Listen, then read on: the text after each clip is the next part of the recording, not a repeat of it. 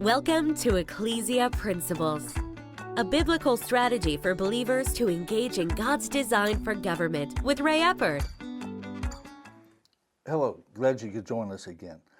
Today, I've decided to actually go ahead and continue on what we finished up on Friday, where we were talking about the Founding Fathers protected everyone's rights. And this is a dynamic that in our current culture, there are so many that, let's say, are opposed to God, do not believe in God, so forth and so on, do not understand how the Founding Fathers could have said the things that they said and still been people of faith. The thing of it is they have a warped idea of how those things should be implemented. But our Founding Fathers actually did something extremely amazing. To me, again, one of the most amazing people among our Founding Fathers was George Washington, the father of our country, in that he could have been king.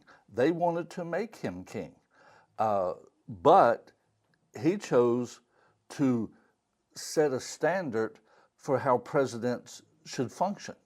And much of everything he dealt with was to set a stage, if you would, for how it should work going forward. He rejected being king, so forth and so on. Now, with this, I want to read from Romans 13:1 again. I'm going to read the very first part, the A section, I'll call it, because it says, "Let every soul be subject to the governing authorities." You see, when it comes to this, every soul, that includes president, king, Congress, parliament, whatever, every person, that's not just those under the government. So often when people read Romans 13:1, they're reading it from the perspective of up here is government and we are supposed to obey government. No, it says, let every soul be subject to the governing authorities. That includes every person, regardless of their position, which means those governing authorities are the things that God has set in place. Now, in the Declaration, when they talked about unalienable rights, you see a lot of people today, well, no, government is what gives us our rights. No, all governments do is either acknowledge those rights or they steal those rights.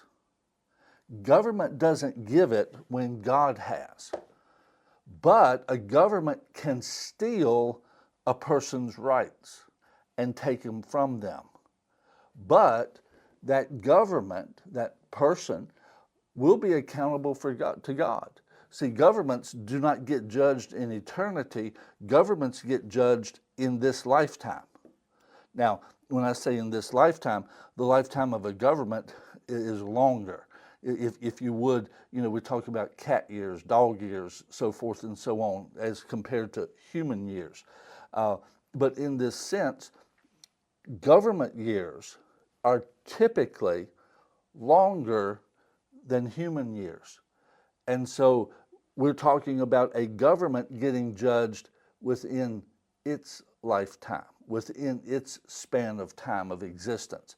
Now, if a government violates, and see, if you read through the Old Testament, you'll see this frequently. God told Israel he was sending Nebuchadnezzar in as an act of judgment. But even before Nebuchadnezzar arrived, through the prophet Jeremiah, God said that a day of judgment would be coming on the Babylonians because of what they would do to the Israelites. In other words, God gave Nebuchadnezzar the jurisdiction to conquer Israel, but he did not give Nebuchadnezzar the right to abuse the people. And the Babylonians were cruel, and they abused people. And so therefore, judgment came on the Babylonians, not because they conquered Israel, but because of how they abused them. And you see this, if you would, when you read the Old Testament, look at those types of things. God talks about that. Many of the prophecies on the nations are for how they end up treating the people that they conquered. Now, with this, our founding fathers, when they wrote the Declaration of Independence, included those issues in there, and then the Bill of Rights, they made sure that they were subject to God's governing authorities. We'll continue this again tomorrow. God bless you.